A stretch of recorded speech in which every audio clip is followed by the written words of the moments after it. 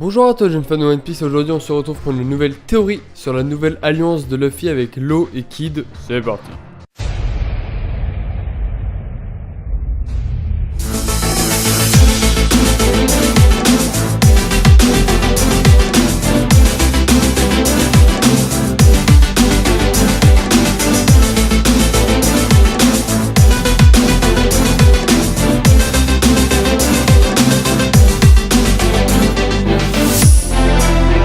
Luffy se réunit avec Eustace Kid dans la prison de Kaido. Dans le dernier chapitre, Law tente de sauver Luffy qui a été vaincu par Kaido, mais est attaqué par Hawkins et atteint avec un clou fabriqué à partir de granit marin. Il ne peut empêcher la capture de Luffy car il n'a plus accès à son fruit du démon. Il semble que quelque chose se soit passé entre Law et Hawkins, pas seulement un combat, probablement un accord. Comment Law s'est-il échappé sans fruit du démon? Surtout contre Hawkins qui s'est sûrement amélioré. Kaido note que Luffy le regarde toujours et il dit à ses subordonnés de le jeter dans une cellule, affirmant qu'il sera un bon subordonné une fois que sa volonté sera brisée. Cependant, alors que ses subordonnés se dirigent vers Luffy, ils sont soudainement assommés par un Aoshoku Haki et Shutenmaru le reconnaît comme une capacité utilisée par Oden. Kaido note que Eustace Kid a également utilisé ce Haki. Luffy est amené dans une cellule et les gardes disent que, à partir de demain, ils le travailleront jusqu'à la fin du testament et qu'il prêtera allégeance à Kaido. Dans la cellule voisine de Luffy, il y a Kid et tous deux jurent de se venger de Kaido, ce qui les fait se remarquer alors que les rideaux sont tirés au premier acte de l'arc de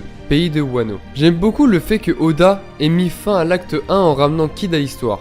Cela fait un moment qu'il est emprisonné et son esprit est toujours aussi fort. Ce moment avec Luffy et Kid disant la même chose est vraiment cool.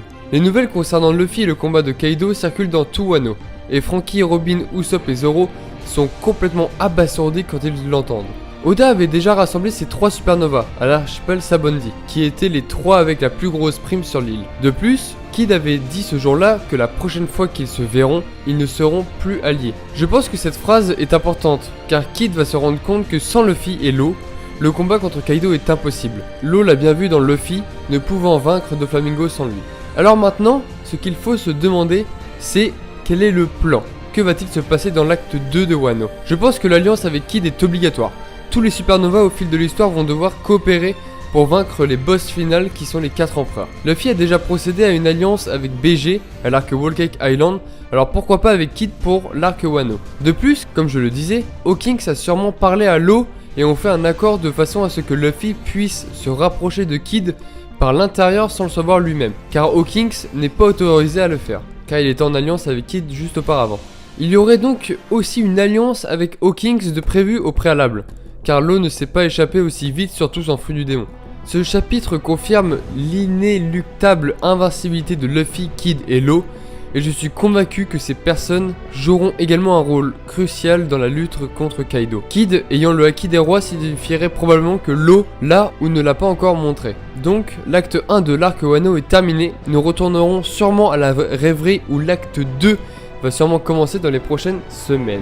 Donc voilà les gars, c'est tout pour cette théorie que j'ai voulu faire sur la prochaine alliance avec le pirate Kid.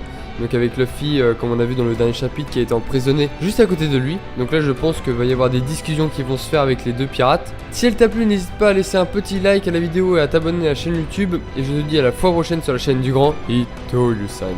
À la prochaine.